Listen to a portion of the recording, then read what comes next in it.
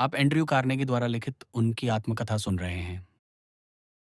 नमस्ते श्रोताओं, इस ऑडियो बुक में आपका हार्दिक स्वागत है। ये किताब है एंड्रयू कार्नेगी की आत्मकथा, अमेरिका के इतिहास की सबसे प्रेरणादायक कहानियों में से एक। कार्नेगी ने यह किताब अपने जीवन के अंतिम वर्षों में खुद लिखी थी और ये उनकी मृत्यु के बाद 1920 में प्रकाशित हुई। इसमें एक गरीब स्कॉटिश परिवार के लड़के से दुनिया के सबसे धनी व्यक्ति बनने और फिर एक महान दानवीर बनने की पूरी कहानी है। एंड्रयू कार्नेगी का जन्म 25 नवंबर 1835 को स्कॉटलैंड के डनफर्मलाइन नामक छोटे शहर में एक साधारण परिवार में हुआ था। उनका परिवार गरीब था। पिता हाथ से कपड़ा बुनते थे और माँ एक मजबूत और प्रेरणादायक महिला थीं, जिन्होंने कार्नेगी को मेहनत करना और खुद को सुधारना सिखाया।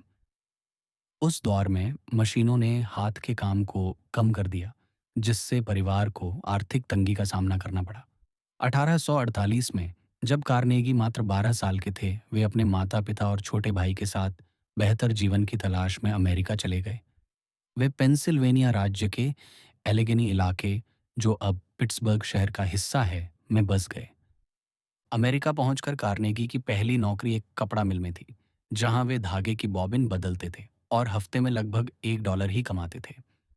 दिन में 12 घंटे कड़ी मेहनत करते थे। उसके बाद वे टेलीग्राफ संदेश पहुंचाने वाले बने, ट्रेन में कोयला जलाने का काम किया, फिर टेलीग्राफ ऑपरेटर बने।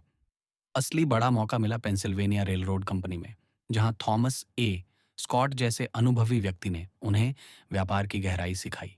कार्नेगी तेजी से तरक्की करते गए। उन्होंने रेलवे, तेल के कारोबार, लोहे के पुल बनाने और अंत में इस्पात उद्योग में निवेश किया। अमेरिका के गृह युद्ध के दौरान उन्होंने सेना के लिए रेलवे व्यवस्था संभाली। युद्ध के बाद उन्होंने एक नई तकनीक, बेसेमर प्रोसेस से सस्ता और बड़ा इस्पात बनाना शुरू किया। उनके कारखाने अमेरिका की रेल लाइनों, ऊंची इमारतों और पुलों के लिए इस्पात उपलब्ध कराते थे। 1890 के दशक तक उनकी कंपनी दुनिया की सबसे बड़ी इस्पात कंपनी बन चुकी थी। लेकिन इस सफलता के साथ एक दुखद घटना भी जुड़ी है। 1892 में होमस्टेड कारखाने में मजदूरों की हड़ताल। मजदूरों और कंपनी की निजी सुरक्षा व्यवस्था के बीच झड़प हुई, जिसमें कई लोग मारे गए। कार्नेगी उस समय विदेश में थे और काम उनके साथी हेनरी क्ले फ्रिक देख रहे थे, लेकिन इस घटना से उनकी मजदूरों के प्रति अच्छी छवि पर असर पड़ा। 1901 में 65 वर्ष की आयु में कार्नेगी ने अपनी कंपनी जेपी मॉर्गन को बेच दी।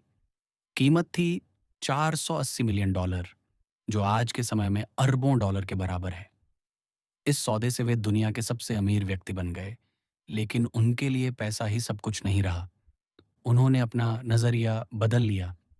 1889 में लिखे एक प्रसिद्ध लेख, धन का सुसमाचार, यानी कि द गॉस्पेल ऑफ वेल्थ में उन्होंने कहा कि अमीर लोगों का कर्तव्य है कि वे अपनी संपत्ति अपने जीवन काल में ही समाज को लौटा दें, न कि मरने के बाद बच्चों को दें या जमा रखें।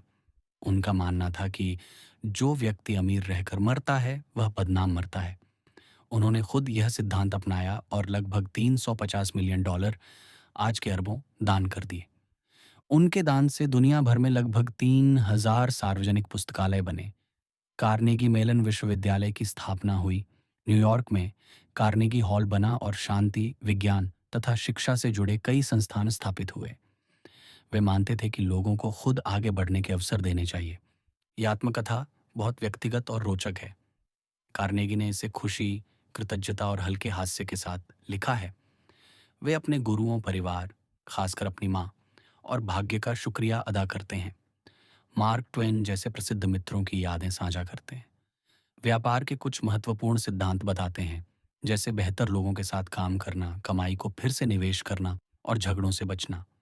किताब की मुख्य थीम्स हैं कड़ी मेहनत और स्वयं की पढ़ाई। कार्नेगी ज्यादा स्कूल नहीं गए, लेकिन किताबें पढ़कर बहुत कुछ सीखा। अमेरिका में अवसर। वे लोकतंत्र और व्यापार को विकास का बड़ा माध्यम मानते थे। धन की जिम्मेदारी।